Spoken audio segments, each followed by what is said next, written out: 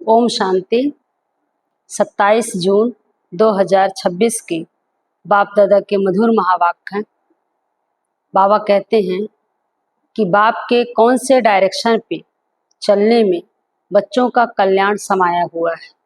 तो बाबा के डायरेक्शन पे चलना अर्थात कि जो भी हमारे 63 जन्म के हिसाब किताब हैं उसको चुकतू करने के लिए बाबा को याद करना, और जो भी हमारे 63 जन्म के हमारे संस्कार स्वभाव जो हमारे खराब हैं, जो हमारी आदतें खराब हो गई, बाबा करे उसको भी ठीक करना है इस एक जन्म में।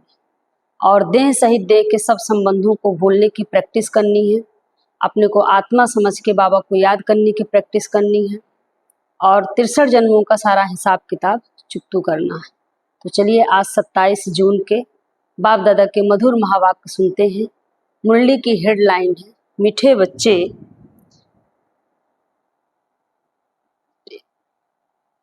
याद से आत्मा का किचड़ा निकालते जाओ, आत्मा जब बिल्कुल पावन बने तब घर चल सके। आज का प्रश्न है, इस अंतिम जन्म में बाप के किस डायरेक्शन को पालन करने में ही बच्चों का कल्याण समाया हुआ है? आप लोग बताइए क्या होगा इसका उत्तर। तो आप लोग अपने अपने राय जरूर दीजिएगा कमेंट्स बॉक्स में। आज का उत्तर है, बाबा कहते मीठे बच्चे इस अंतिम जन्म में बाप से पूरा वर्षा ले लो, बुद्धि को बाहर में भटकाओ मत, विष को छोड़ अमृत पियो।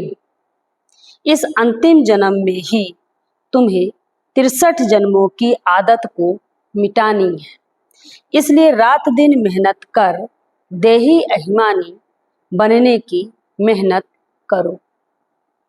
ओम शांति। शांति धाम विश्रामपुरी है। इस दुनिया से सब थके हुए हैं, चाहते हैं कि हम अपने सुख धाम में जाएं। यह दुनिया अच्छी नहीं लगती है। बाबा कहते हैं बाबा जल्दी करो, इस दुख धाम से ले चलो। बाप भी समझाते हैं, यह तो छीछी दुनिया है, इनका नाम ही है डेविल वर्ड, नरक। यह कोई अच्छा अक्षर नहीं है। कहाँ डीटी वर्ड, कहाँ डेविल वर्ड। इस डेविल वर्ड में सब तंग हो गए हैं, परंतु वापिस कोई जा नहीं सकते। तमो प्रधानता की खाद पड़ी हुई है, वह खाद आत्मा से निकले उसके लिए पुरुषार्थ कर रहे हैं। जो अच्छा पुरुषार्थी हैं उनकी अवस्था पिछाड़ी में अच्छी हो जाएगी। यह पुरानी दुनिया खलास हो जाएगी। अब तो बाकी थोड़े रोज हैं। जब तक बाप आकर वापिस ना ले जाए तब तक कोई भी वापिस जा नहीं सकते। दुनिया में दुख है ना, घर में भी कोई ना कोई दुख रहता है। तुम बच्चों की दिल में है बाबा अब हमें दुख से छुड़ाने आए हैं। जो अच्छे निश्चय बुद्धि हैं वह बाप की याद को कभी भी भूलेंगे नहीं। उनको कहा ही जाता है सर्व का दुख हरता। बच्चे ही पहचानते हैं, अगर सब पहचान ले तो फिर इतने सब मनुष्य कहाँ आकर बैठे। यह हो ना सके, इसलिए ड्रामा में युक्ति भी ऐसी रची हुई है, जो श्रीमत पर चलते हैं वही ऊंच पद पा सकते हैं। वह तो ठीक है, सजाएं खाकर भी शांति धाम अथवा पावन दुनिया में जाएंगे, परंतु ऊंच पद पाने के लिए तो पुरुषार्थ करना पड़े ना। दूसरा पावन बनने बिगर पावन दुनिया में कोई जा ना सके। यह जो कहते हैं कि फलाना ज्योति ज्योत समाया वापिस गया, यह हो नहीं सकता। जो पहले पहले सृष्टि पर आए हैं लक्ष्मी नारायण वह भी वापिस जा नहीं सकते, तो और कोई कैसे जा सकते हैं। इनके भी अब 84 जन्म पूरे हुए हैं, अब जाने के लिए तपस्या कर रहे हैं। सब पुकारते ही हैं एक बाप को, ओ गॉड फादर, ओ लिबरेटर। वह गॉड फादर है, दुख हरता सुख करता। कृष्ण आदि और किसको थोड़े ही पुकारते हैं। क्रिश्चियन हो मुसलमान हो, सब ओ गॉड फादर कह बुलाते हैं। आत्मा बुलाती है अपने फादर को। फादर कहते हैं तब, फादर कहते तब हैं जब समझते हैं हम आत्मा हैं। आत्मा भी कोई चीज है ना, आत्मा कोई बड़ी चीज नहीं है, वह तो एक स्टार है और अति सूक्ष्म है। जैसे बाबा है वैसे ही आत्मा का स्वरूप है।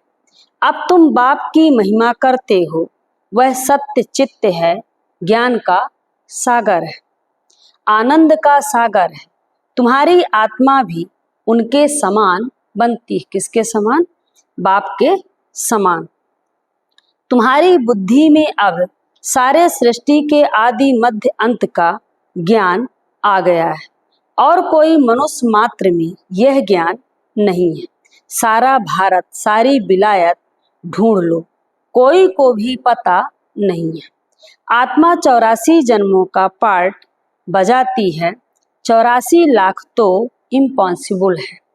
84 लाख जन्मों का तो कोई वर्णन ही ना कर सके। बाप कहते हैं तुम अपने जन्मों को नहीं जानते हो, हम सुनाते हैं। वह सब सुनते हुए भी पत्थर बुद्धि समझते नहीं है कि 84 लाख जन्म हो तो कोई सुना ही कैसे सकते हैं। अभी तुम जानते हो हम ब्राह्मण हैं, हमने 84 जन्म लिए हैं। ब्रह्मा ने भी 84 जन्म लिए हैं। विष्णु ने भी 84 जन्म लिए हैं। ब्रह्मा सो विष्णु, विष्णु सो ब्रह्मा। लक्ष्मी नारायण ही 84 जन्म ले फिर ब्रह्मा सरस्वती बनते हैं। यह भी समझने की बात है ना। बाप कहते हैं हर 5000 वर्ष बाद आकर समझाता हूँ। 5000 वर्ष का चक्र है। अभी तुमने वर्णों का राज भी समझा है, हम सो का अर्थ भी समझा है। हम आत्मा सो देवता बनते हैं, फिर हम सो क्षत्रिय, हम सो वैश्य, हम सो शूद्र बनते हैं। इतने इतने जन्म लेते हैं, फिर हम सो ब्राह्मण बनते हैं। ब्राह्मणों का यह एक जन्म है, यह है ही तुम्हारा हीरे जैसा जन्म।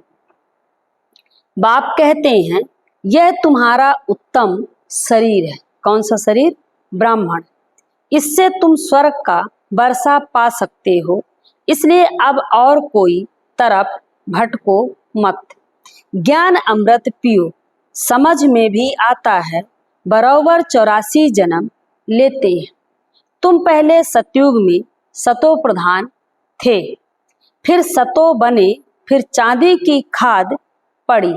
एकदम पूरा हिसाब बताते हैं। अब गवर्नमेंट भी कहती है सोने में खाद अलाय मिलाओ, 14 कैरेट सोना पहन। सोने में खाद डालना यह भारतवासी अब सगुन समझते हैं। शादी कराते हैं तो एकदम सच्चा सोना पहनते हैं। सोने पर भी भारतवासियों का बहुत प्यार है। क्यों भारत की बात मत पूछो। सतयुग में तो सोने के महल थे, सोने के ईंटें थी। जैसे यहाँ ईंटों की ढेरी लगी रहती है, वहाँ सोने चांदी की ढेरी रहती है। माया मच्छंदर का खेल दिखाते हैं। उसने सोने की ईंटें देखी, सोचा ले जाता हूँ। नीचे उतरा तो देखा तो कुछ भी नहीं है। कुछ ना कुछ बात लगती है। बच्चियां समझती हैं अभी हम फिर से स्वर्ग में जाते हैं। फिर अगर पति आदि तंग करते हैं तो बेचारी अंदर में रोती है, कब हम सुख धाम में जाएंगे। बाबा अब जल्दी करो। बाप कहते हैं बच्चे जल्दी कैसे करो, पहले तुम योग बल से अपना किचड़ा तो निकालो, योग की यात्रा पर रहो। बाप धीरज देते हैं, पुकारते भी हो हे पतित पावन आओ, गाते भी हैं सर्व का सदगति दाता एक। यहाँ की ही बात है अकासुर बकासुर, यह सब बातें इस संगम युग की हैं। यह है ही आसुरी दुनिया। तो बाप समझाते हैं मैं कल्प कल्प संगम पर आता हूँ, जब सारा झाड़ जड़जड़ीभूत अवस्था को पाता है। तुम जानते हो सतयुग में हर चीज सतो प्रधान होती है। यहाँ इतने पक्षी जानवर आदि हैं, यह सब इतने वहाँ नहीं होंगे।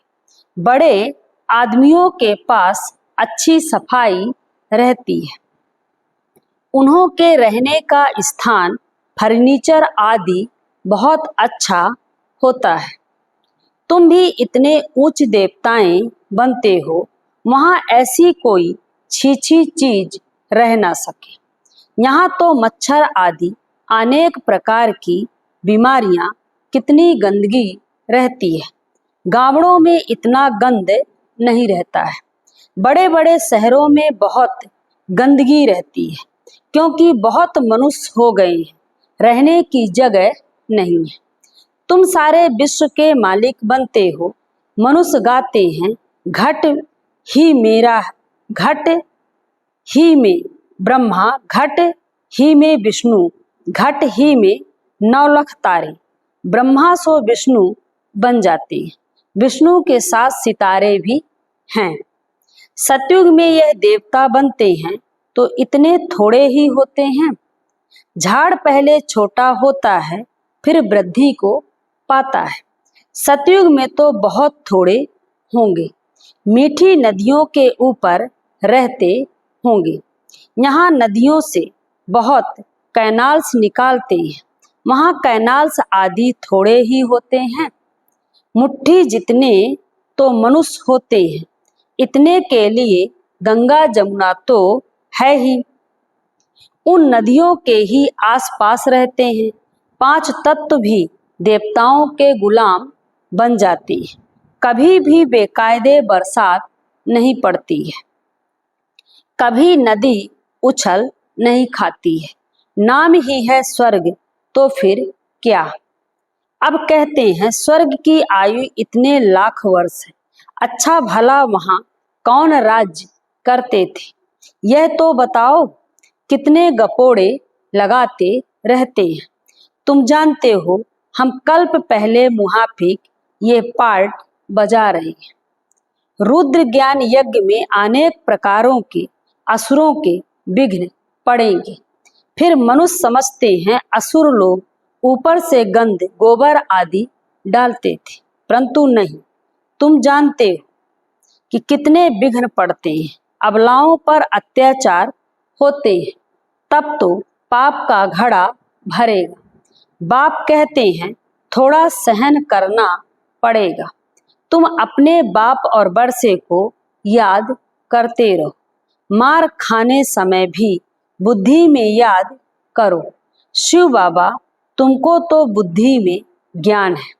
किसको फांसी पर चढ़ाते तो पादरी लोग कहते हैं गॉड फादर को याद करो, ऐसे नहीं कहेंगे क्राइस्ट को याद करो। इशारा गॉड के लिए कहते हैं, वह इतना लवली है, सब उनको पुकारते हैं। आत्मा ही पुकारती है, अब देही अभिमानी बनने में ही मेहनत लगती है। 63 जन्म तुमने देह अभिमान में रहे हो, अब इस एक जन्म में वह आधा कल्प की आदत मिटानी है। तुम जानते हो देही अभिमानी बनने से हम स्वर्ग के मालिक बन जाएंगे। कितनी उच्च प्राप्ति है, तो रात दिन इसी कोशिश में रहना पड़े। मनुष्य धंधे आदि के लिए भी मेहनत करते हैं। आमदनी में मनुष्य को कभी झुटका या उबासी नहीं आएगी, क्योंकि आमदनी है, पैसे की खुशी रहती है, थकने की बात ही नहीं है। बाबा भी अनुभवी है ना। कौन बाबा? ब्रह्मा बाबा। रात को स्टीमर्स आते थे तो आकर माल खरीद करते थे। जब तक ग्राहक की जेब खाली ना करे तब तक उनको छोड़े नहीं। बाबा ने रथ भी पूरा अनुभवी लिया है। कौन सा रथ? ब्रह्मा का रथ बहुत अनुभवी लिया है। इसने सब अनुभव किया है। गावड़े का छोरा भी था, 10 आने मण अनाज बेचता था। कौन? ब्रह्मा बाबा। अभी तो देखो विश्व का मालिक बनते हैं। एकदम गावड़े का था, फिर चढ़ गया तो एकदम जवाहरात के धंधे में लग गया। बस जवाहरात की बात यह फिर है सच्चे जवाहरात। यह होता है रॉयल व्यापार। व्यापार तो सब है, लेकिन बाबा कह रहे हीरे जवाहरात का व्यापारी था। यह है रॉयल व्यापार। बाबा बहुत अनुभवी है।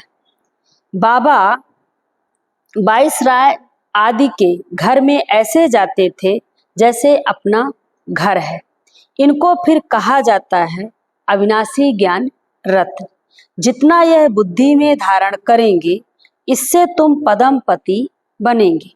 शिव बाबा को कहा जाता है सौदागर, रत्नागर।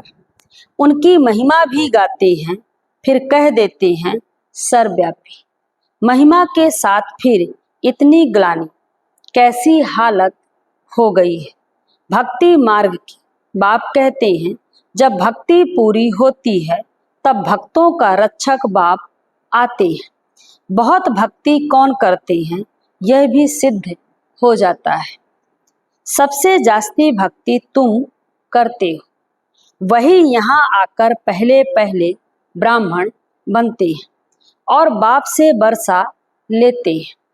फिर से पूज्य बनने का रावण ने पुजारी बनाया है, बाप पूज्य बनाते हैं।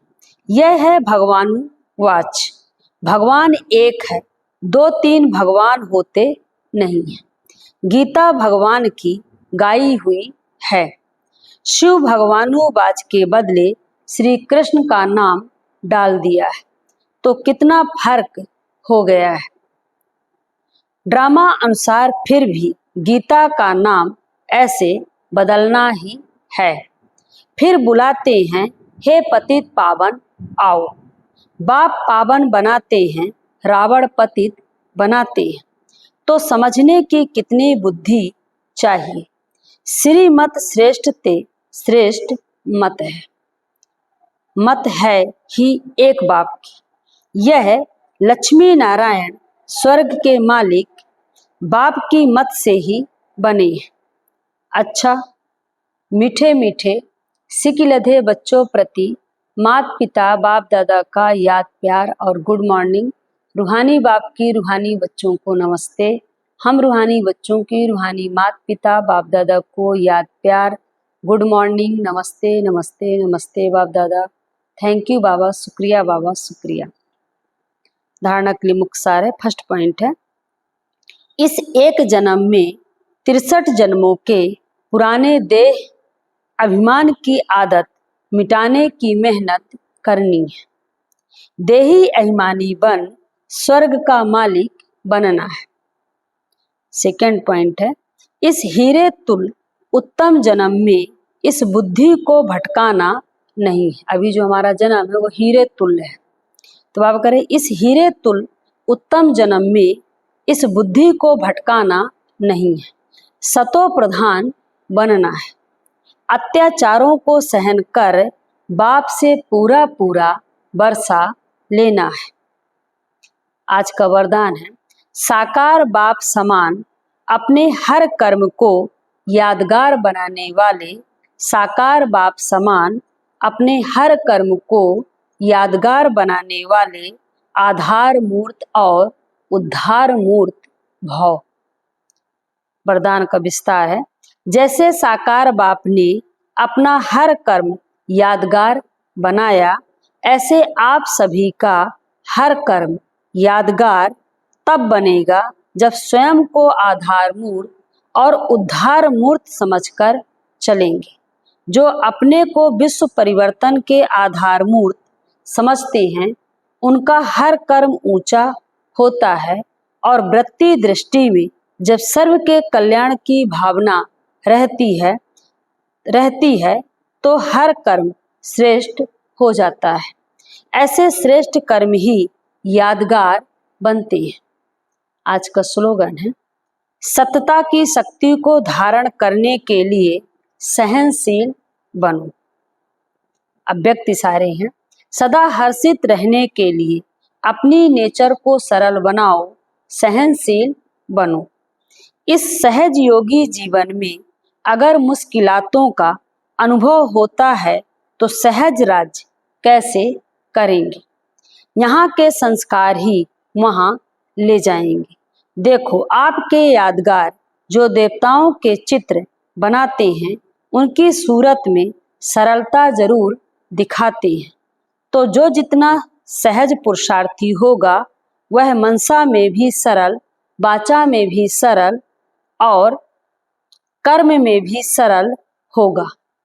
उसको ही फरिश्ता कहते हैं। ओम शांति।